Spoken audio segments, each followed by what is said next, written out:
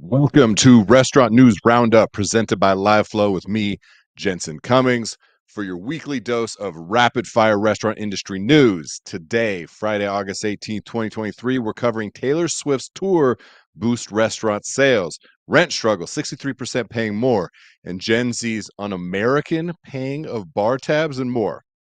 All right, get into the comments for a link to the recap article and access to the full stories covered today, and to learn more about our presenting partner, LiveFlow. Now, LiveFlow is for restaurants frustrated using QuickBooks, desperately wanting better automated financial dashboards with real-time data, struggles I know all too well. So always, this is 10 stories in under 10 minutes. Stay with me, see if I can keep up. This is one take, no refires. Here we go. Taylor Swift's Smash Tour shows restaurants can harness concert hype by Teddy Tsang, Restaurant Dive. In the zip code around Nissan Stadium in Nashville, Tennessee, restaurants' average transaction count was up approximately 35% year over year for the 3 days that Swift played. Toast data showed this. Now, debate.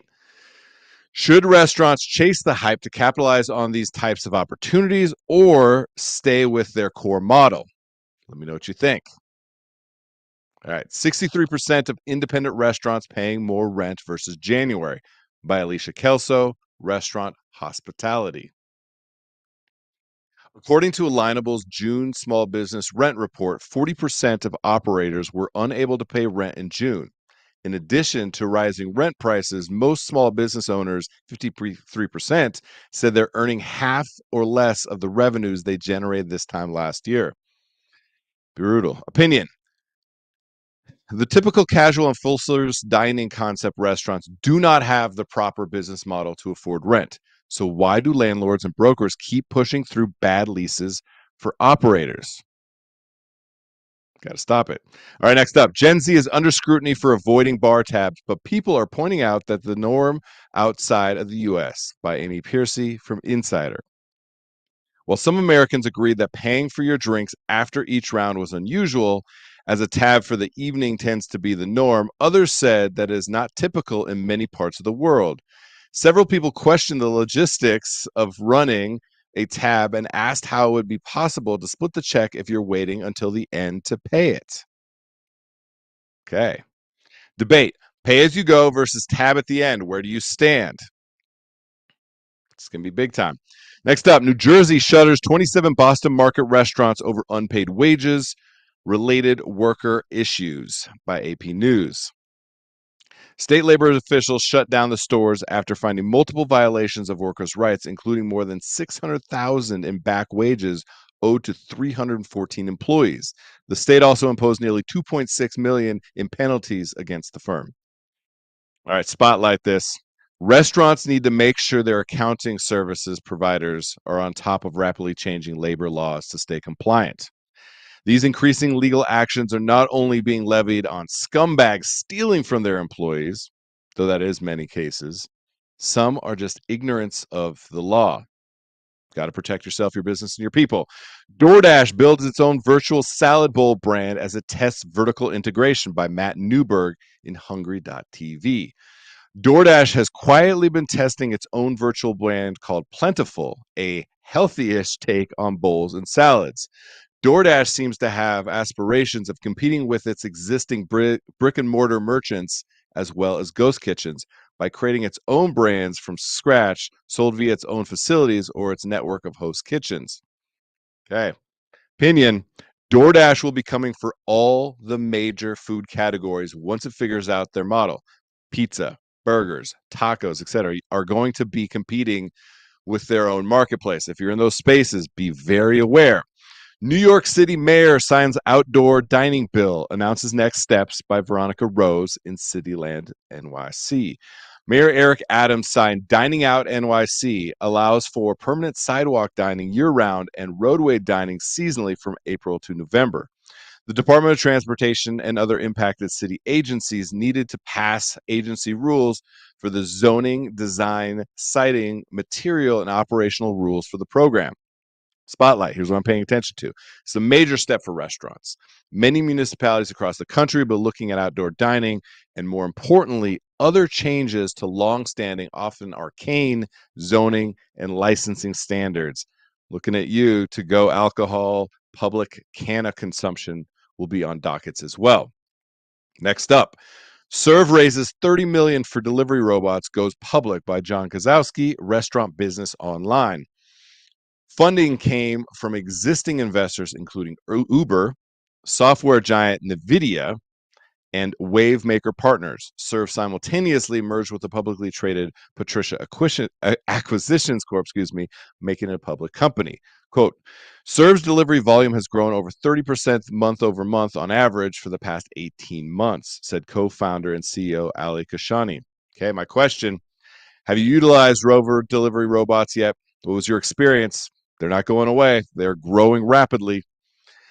The battle over tipped minimum wage heats up in Chicago by Ashok Selvan and Naomi Waxman, Eater Chicago. Mayor Brandon Johnson wasn't subtle when he donned a one fair wage apron, supporting the abolition of the sub-minimum wage, which enables restaurants to depend on tips to make up the difference between an $8 to $10 hourly wage and the standard minimum wage of $15.80 in Chicago. Now, restaurateurs Mario Ponce of Taquito Street and TJ Callan of Farm Bar, members of the Illinois Restaurant Association, co-authored a column published in the Tribune that objected to the abolition of tipped wages. Quote, if Chicago makes the wrong move, restaurants will close, worker earnings will significantly decline, and the quality of service will suffer. Debate. I want to know, if this isn't a one-size-fits-all issues in your market, what factors will affect the continued use of a sub-minimum wage tip credit or its abolition? I want to hear from you. Bain Capital buys Brazilian steakhouse chain Fogo de Chão in $1.1 billion deal by Abigail Somerville and Routers.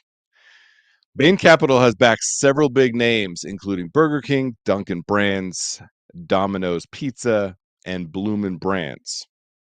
Okay, so I want to know, spotlight here. We're seeing a lot of restructuring of the industry with consolidation of brands, mergers and acquisitions, IPOs. We see things from like groups like Cava, Ruth's Chris, Polo Tropical, and even Subway is looking to sell. So what's this mean for the restaurant market? Is it more chains, less independence? Okay, lastly, in the aftermath of Maui's wildfire, restaurants step up to help by Lisa Jennings, Restaurant Business Online. Fires destroyed an estimated 2,200 structures with another 3,000 damage, causing an estimated $3.2 billion in insured property losses. World Central Kitchen is there, of course, and groups of chefs are also working with local charity Chef which means tribe in Pidgin Hawaiian, which is currently serving about 10,000 meals per day at the University of Hawaii Maui College.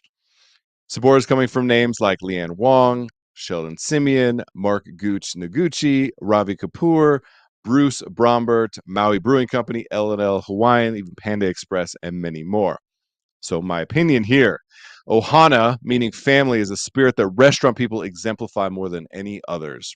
Restaurants don't ever hesitate to step up and take care of their community and feed those in need.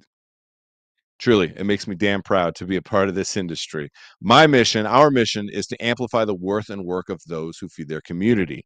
Truly, it's moments like this that remind me of why we do what we do. All right, and time. How did I do? That was fast.